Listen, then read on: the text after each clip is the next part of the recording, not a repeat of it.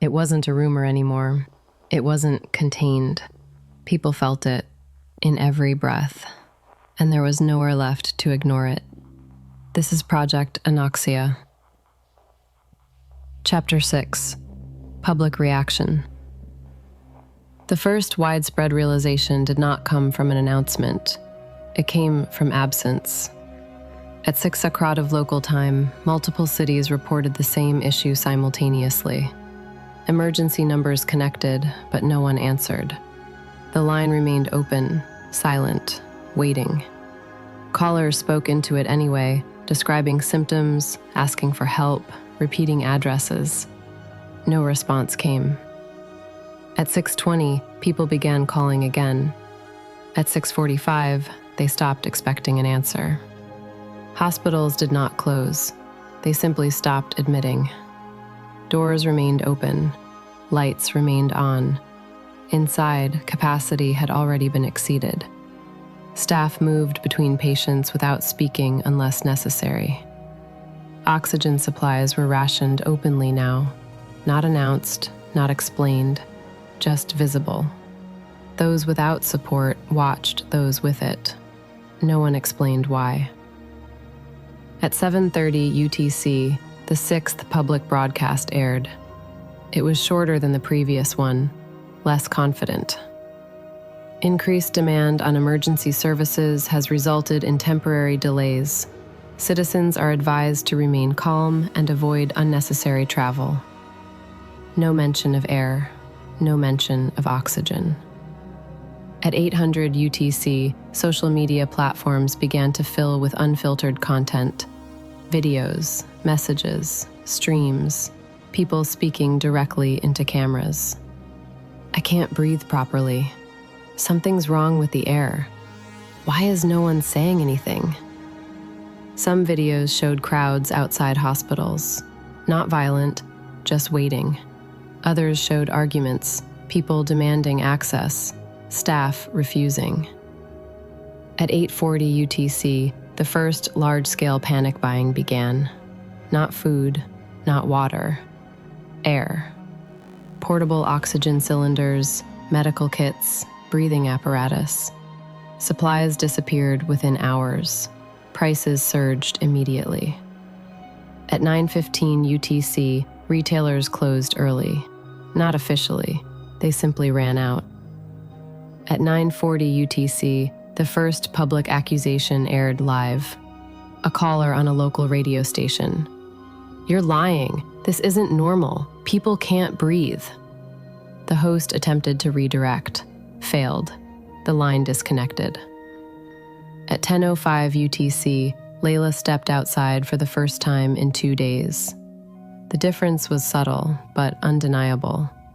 Breathing required attention, not effort, yet, but awareness. Each inhale felt slightly insufficient. Each exhale slightly incomplete. She watched people walking past. Some moved normally. Others slowed, pausing briefly, then continuing. No one spoke about it, not directly. At 10:40 UTC, the first official contradiction occurred. A regional authority issued a statement.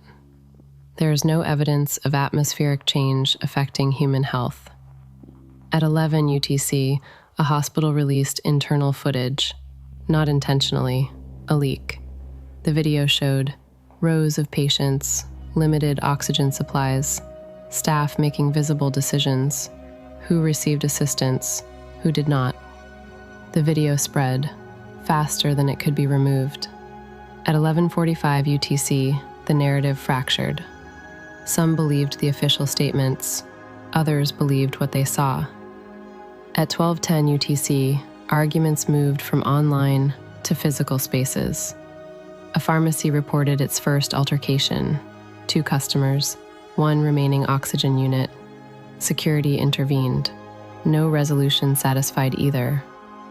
At 12:45 UTC, emergency services in multiple regions issued internal advisories. Respond only to life-threatening cases with confirmed survivability. The wording mattered. Not all cases were considered survivable. At 1320 UTC, the first coordinated misinformation campaign began. Messages circulated. Air is safe. Symptoms are psychological. Remain calm. Some believed it, many did not. At 1400 UTC, atmospheric readings crossed a threshold, still within survivable range, but no longer within historical norms. The data was not released. At 1430 UTC, Layla received another message. They've lost control of the narrative. She typed a response, did not send it. At 1505 UTC, the first mass gathering occurred. Not a protest, a convergence, people seeking answers. Outside a government building, officials did not address them. At 1540 UTC, the crowd grew. Voices rose. Questions repeated. No answers came. At 1610 UTC, security forces were deployed. Not aggressively, just present. At 1630 UTC, the first push occurred. Small, uncoordinated. It was enough. At 1700 UTC, the situation escalated. Elsewhere, in another city, the same pattern began.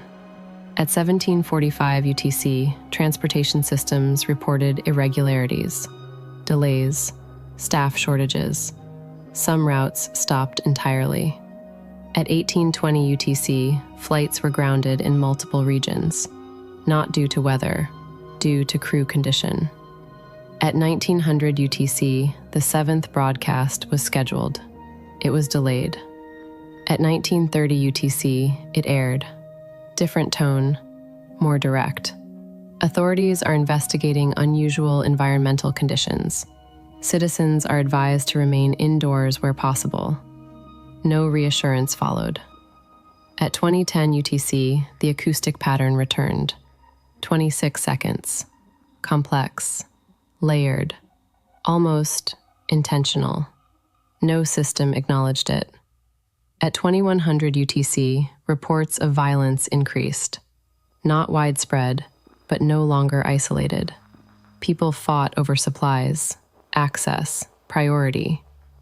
At 2140 UTC, the first confirmed death attributed to atmospheric conditions was recorded. Not publicly, internally. Cause listed, respiratory failure, environmental factor suspected. At 2215 UTC, more followed. At 2300 UTC, emergency services ceased operations in one city. No announcement. They simply stopped responding. At 2340 UTC, Layla returned to her office, closed the door, sat down. She did not look at the data. She already knew. At 0100 UTC, oxygen levels dropped again. Atmospheric, oceanic. The unknown gas increased. Faster now. At 110 UTC, low-lying areas became difficult to remain in. People moved upward, instinctively. At 2 o'clock UTC, the world above was no longer stable. Not fully. At 3 o'clock UTC, everyone noticed the air. Thanks for listening to Chapter 6, Public Reaction. If you like our show, please subscribe and share with your friends and family. Once everyone knows, everything changes. Continue to Chapter 7. This has been a Last Echo Archive production.